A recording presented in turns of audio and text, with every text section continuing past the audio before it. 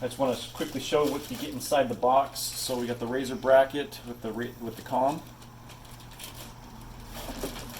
This particular customer bought 2 helmet headsets, which we'll show you an unboxing video on that. And he hasn't decided whether he wants the overheads yet, but he's deciding between those.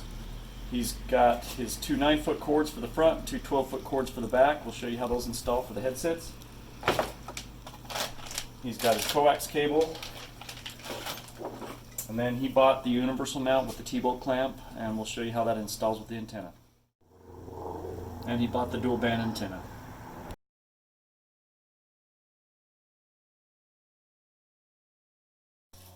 We're going to start by taking out the box, and we need to remove all the seats because we got to get to the tunnel, and then we will go from there.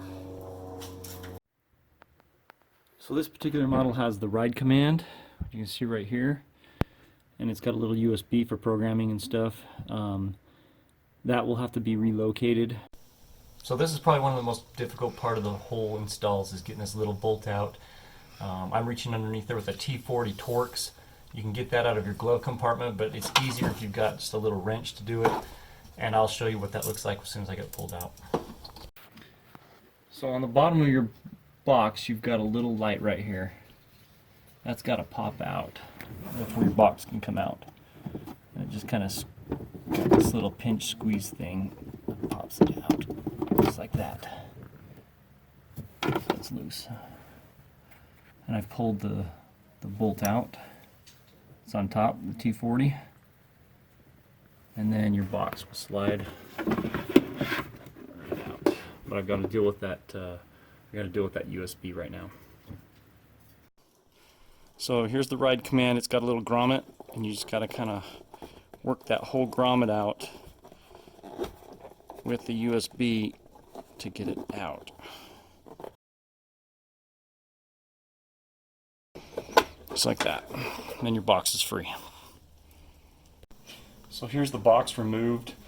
This is the T45 or T40 that we were fighting from below. It was just put in through, there's a little bracket that holds on the sandwiches between here.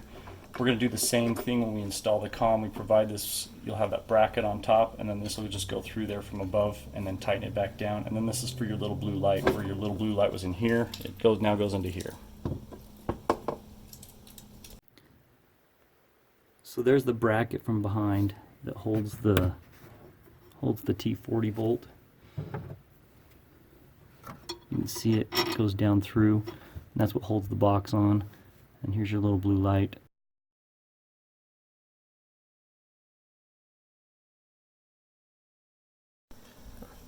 So just a couple notes. This is your fuse for your intercom if you ever need it, and then this is a fuse for your radio if you ever need it.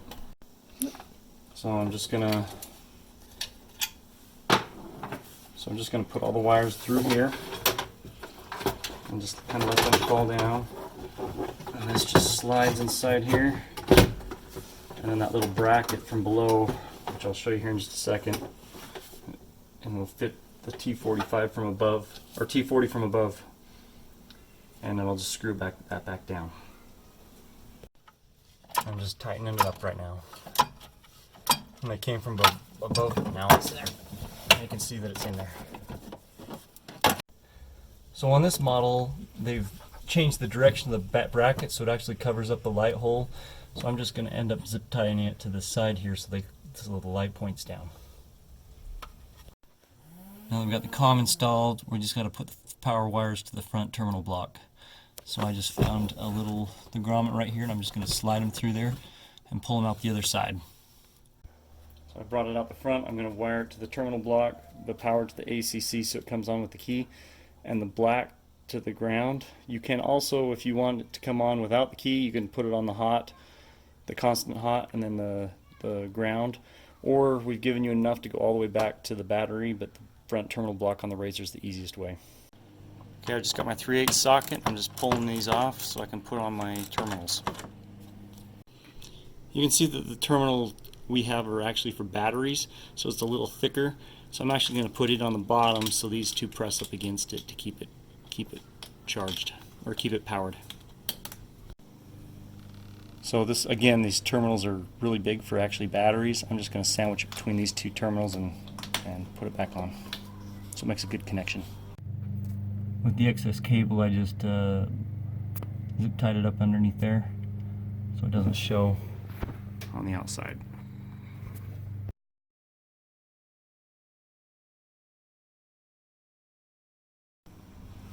So now we're going to pull the tunnel out. To get that out, we got to get the shifter off. So you just kind of put a little screwdriver to pry this off. And there's a little Torx inside the shifter. We're going to pop that off, and this is all going to slide off. So this is just the T25. Just going to pull it off. And then this just slips off. And then this guy slips off. And then the boot comes off. So I pulled off 5 Torx, 1, 2, 3, 4, and 5. And then the quick button clips, 1, 2, 3, and 4. And then the tunnel comes off. So the front or the back tunnel, I've got 1, 2 Torx, and then 4 button clips. There's 1, 2, 3, and 1 on the opposite side. And then the back tunnel comes up. But on this model, you got to be careful because you've got a little power plug on this side. So I'm just going to kind of push it off to the side so we can get to it.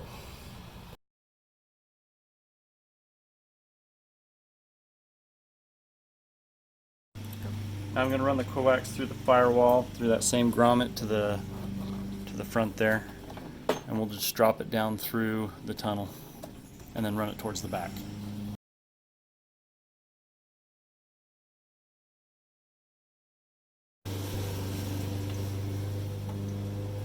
So I fished it down through, and I'm just going to pull it through the tunnel here. So I'm going to put in the universal mount with our T-bolt clamp. You see I just put this in that notch right there. And then what I do is I just actually feed this through first, and I can slide this down through. You'll see that that tightens right up against it.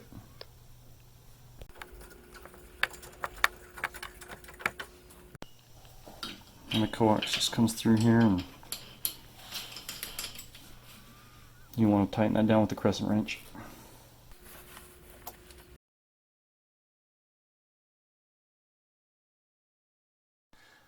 So I've already run the coax, and you can from the radio, and I've mounted the antenna, and you can see I've got a little bit extra coax here. And so I could have gone straight up, and I had a little extra right there. So what I'm going to choose to do is do a right angle, and then I'm going to do another right angle and kind of keep it away from each other. What you don't want to do is have this coiled up in a nice coil like that, you know, and keep coiling it up, even though there's not a lot here extra. But so I just did big sweeping corners, and I'll button it up just like that. So it comes out of the firewall, and I've got it zip tied right onto this pillar. There's another one, and then it comes behind the air duct, and that's where I had to run it on a 90 to kind of burn up just a little bit more space.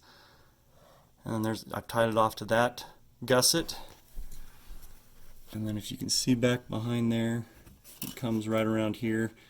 And I skipped over this space where we have movement with the shock, left a little slack in between here, and then again I've zip tied it all the way along this member. And I did the non-invasive approach. If it would have been my machine, I would have probably drilled right through here and come up right there. But I wanted to show everybody a non-invasive way. So this has got a big opening. You've got this 3/4 inch NMO connector that will not fit between this little hole right here. So I would have probably drilled a hole and gone straight up through here and got a short, or probably the 15-foot coax. But I wanted to show everybody how you can do it without drilling holes in your machine. So I've left the coax loose from the driver's side to where the passenger side goes up. Well, it's loose as far as I have not tied it off with the zip ties, because I'm going to run the headset wires along it as well, and we'll pop those out. So we'll have 2 in the back, The two 12-footers will go up the back, and then the two front ones, the two 9-footers, will come up and tie off into this bar right here coming out of the tunnel. That's why I haven't zip tied them off yet. So with the headset wires that go into the back, the male end goes into the back of the intercom. There's two routes you can go that's non-invasive. I'm just showing you this first route. I'm actually going to go the second route, which I go down the tunnel. But you can come up through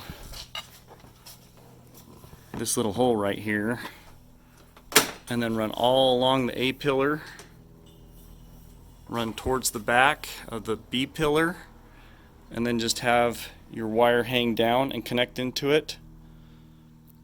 Or you can go the route which I'm going to go with this customer, where I go through the firewall, down through the tunnel,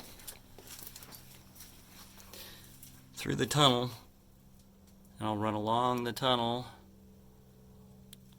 to about where the seat belts are, and then I'm going to have to put a little hole through the tunnel to come up and tie off to the bar for the front. For the back, I'll continue to run the two back cords towards the back, and then we'll come up the firewall and then hang over for the two back, and I'll show you how that's to be done. Now I've already done this for the front two. I ran the front two headset wires together. I'm going to show exactly how I did it with the back two. So I got the back two 12-footers. I'm just going to poke them through the firewall on this end,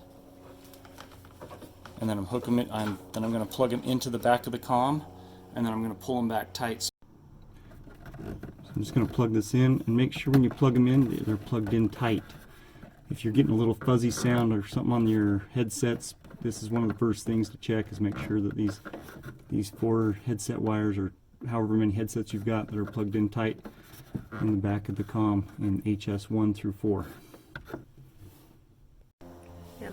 So here's my coax, here's my 2 headset wires, here's my 2 rear wires that I'm running right now coming out of the tunnel. I'm just going to run them right with it. Now the whole point of the coax and these headset wires is try to avoid running them along power or anything mechanical. Remember that you've got your drive shaft down here. You don't want to get that thing tangled around there. So I'm going to be buttoning these things up. I'm just going to kind of pull them all kind of tight right here, and I'm going to start buttoning them up, starting right behind here. Now that I've got enough slack, I'm going to button them up here so they don't come out of the back of the comm, along the firewall right here along this pillar, along your shifter lever here. I'm just going to start pulling them tight and making them look really nice so we don't have any issues while we're running down the road. Just kind of want to show how I buttoned it all up before I peel off all these white zip ties. You can see how I've just buttoned it up along, tried to avoid the power. There's where the 2 fronts come off, heading towards the back. Make sure you go between the seat belts if you don't take the seat belts off. So there go the proper. There's the backs going out, and then there's the coax going to the back.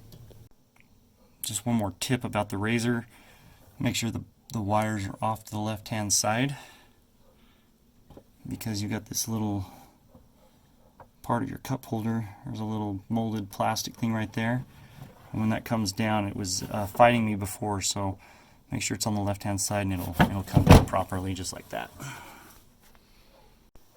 Just a little side note about the PTT. The PTT wires are only 7 feet long, so you have enough room in the front one to go through the firewall and back up through the boot, and then put it on the shifter lever. Or if it was my machine, I would have drilled a hole through here, like notched a little hole, and then put them down through, and then put them up through. But I wanted to show a non-invasive approach, because this customer, I didn't want to put holes in his machine, so I have no choice but to kind of just run these along the sides of the seats. I will tuck whatever's extra back up underneath there.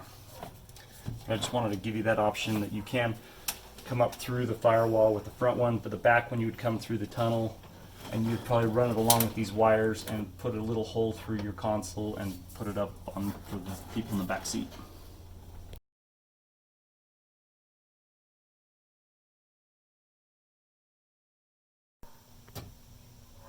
So again, to avoid drilling a hole through the plastic, I just put the wire through the rubber boot, kind of pushed it right in the center there, and then I will actually take some ties, and I'm gonna button it up against this the firewall right here. So I'm just gonna put this on. You just feed it right through this little hole right here, and just pull it down tight.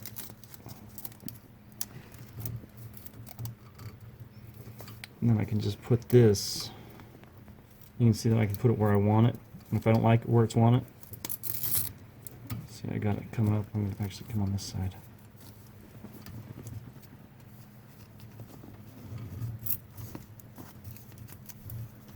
If I don't like it there, I can always quickly take it off, or zip ties you're cutting them. So these are kind of nice little hook and loops that you can just use. Put the wire where you want it, and if you don't like it, you can quickly change it.